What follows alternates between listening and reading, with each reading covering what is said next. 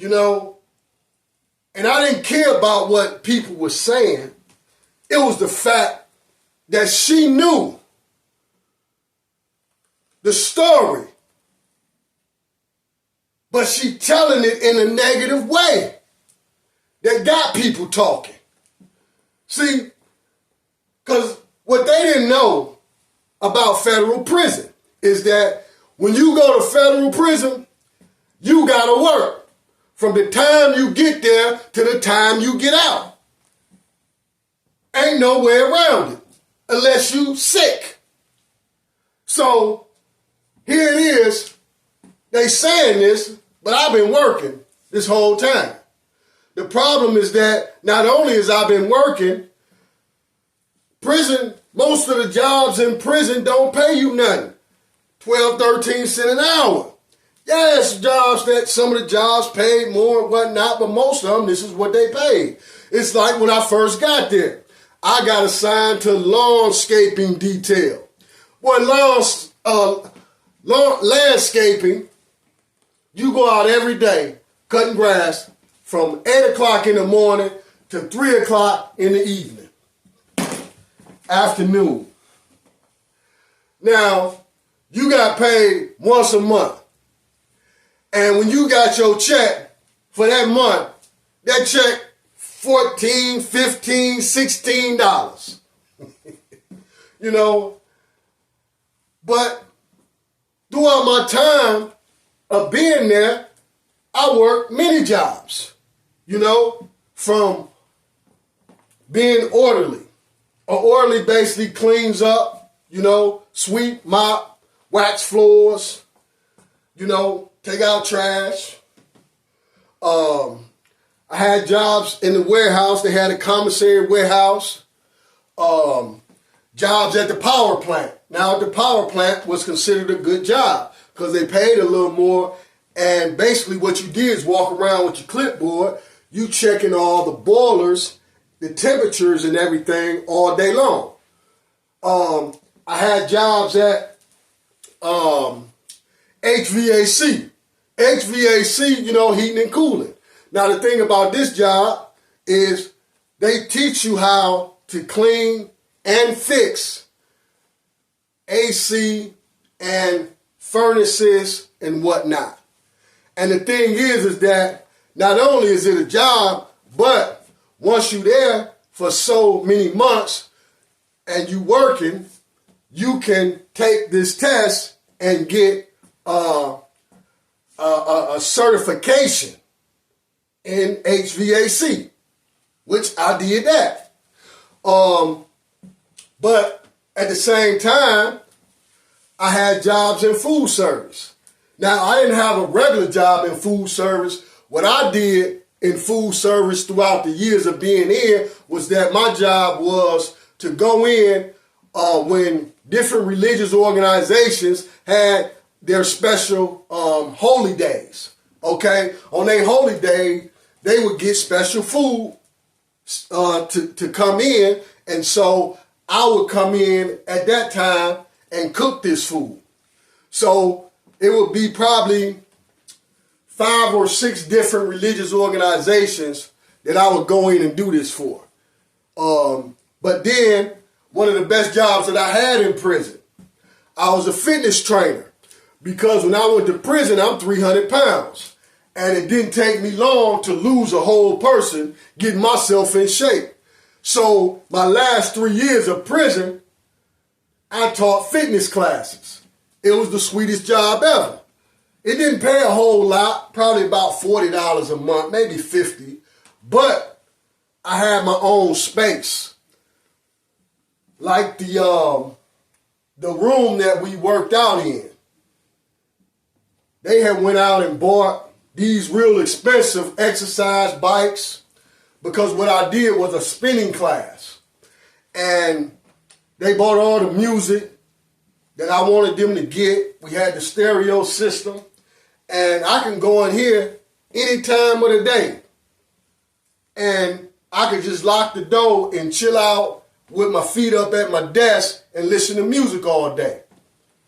So that was one of the best jobs I had. But in having this job, once again, I was able to take the test and get a certificate in being a fitness instructor.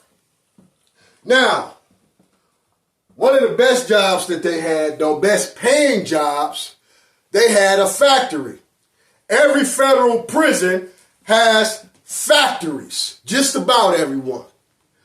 Now, these factories are called Unicorn Industry.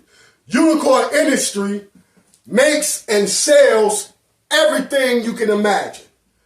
Car parts, helicopter parts, clothing, furniture. At the place I was at, they made office furniture.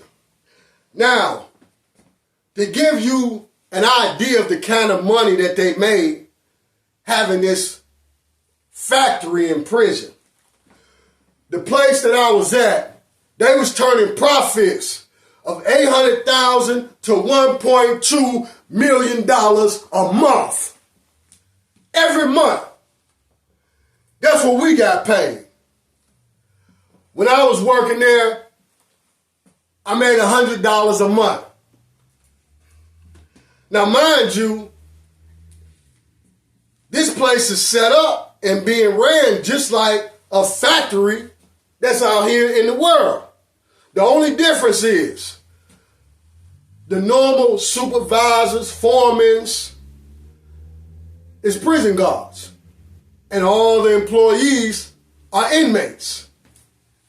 Only difference.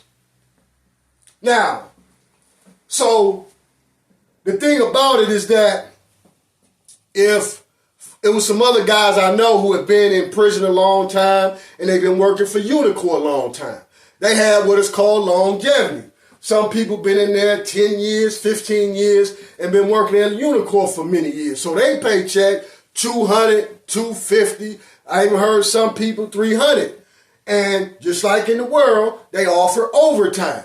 You can work overtime, you know, but you making hundreds of dollars a month, which still in prison, you're okay with it because you can live on it. Many people went to Unicorn and made this money to live on because it takes the ease off your family. You ain't got to worry about your family sending you money, you know, because you're making your own. You're making enough to live on. Now, one of the things that I noticed that at this place, certain jobs was dangerous, real dangerous. Not all of them, it was just a few. One of them was working on the saw. And I used to have to go to the saw on a daily basis because of the parts that I was putting on the furniture. I had to go and get them cut. So one day I'm going to the saw. And as I'm headed that way, the guy who, that's his job, was running. He was hollering. And there was another guy, big dude, holding his right arm. And they running by me. And I'm looking, and this guy's hand is gone. I'm like, whoa. And as they run by me, another little foreign guy come running. And he got on an apron, but in his apron is the guy's hand. And they run on by. It's like a movie. Unbelievable. Now, the thing about this is that not only did I work the whole time being in prison, but from the time that I first got to prison, understand, I went to prison as a 9th grade dropout. When I get to prison, the first thing that I did was got my GED. When I got my GED, literally the first month or two I was there, they had college courses. I started going to every college course they offer, all the way until they cut the funding and took college out of the prison. So I couldn't get a degree in prison. Nobody could get degrees no more. But they offered all these other classes, all kind of business classes, anything around business. They had all kinds, all areas, from numerous real estate classes, from buying and selling, to leasing, rental properties. Then you had corner stores, small businesses. They had classes on that. And even Wall Street, the stock market. It was so many things that you could learn. And then I read books from the time I got there to the time I left. So when I got out,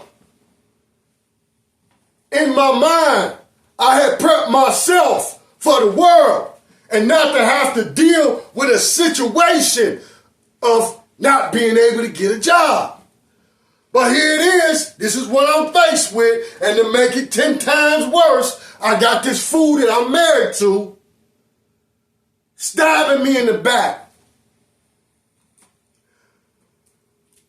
So she calls to the halfway house after I find this out. I ain't tell her, not then. Hey, you want me to drive you around, put in some applications because I'm off tomorrow? Hell no. I got on that bus, man. I can remember looking out the window, man, just thinking about all this. I'm mad as hell. I ends up going to the last day of my extension and no job had called me. Blew me away. Because I'm thinking about all I did in prison.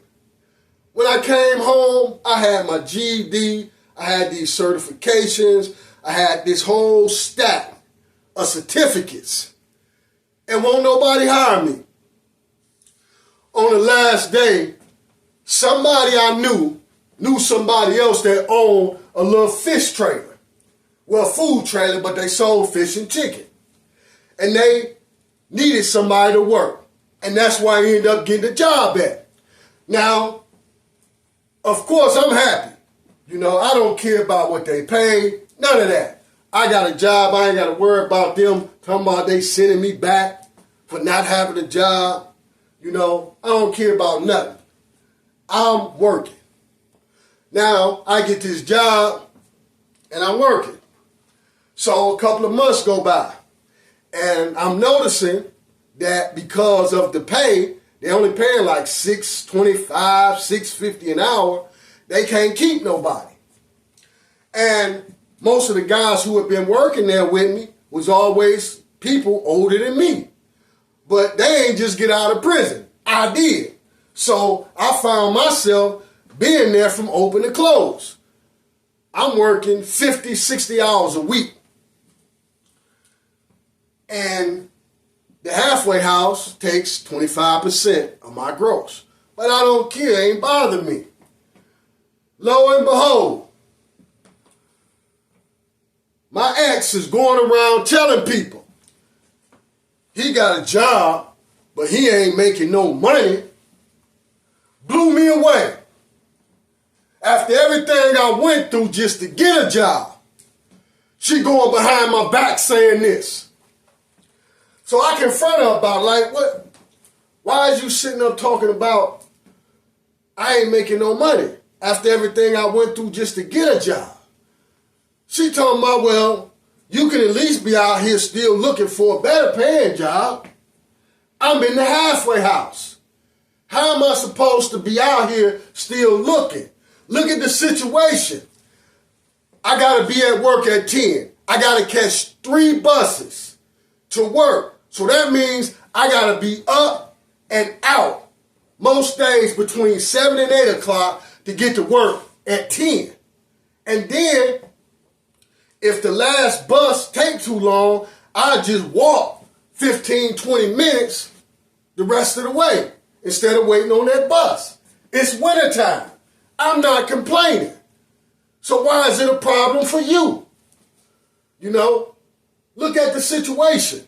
It ain't like today where we do everything on our phones.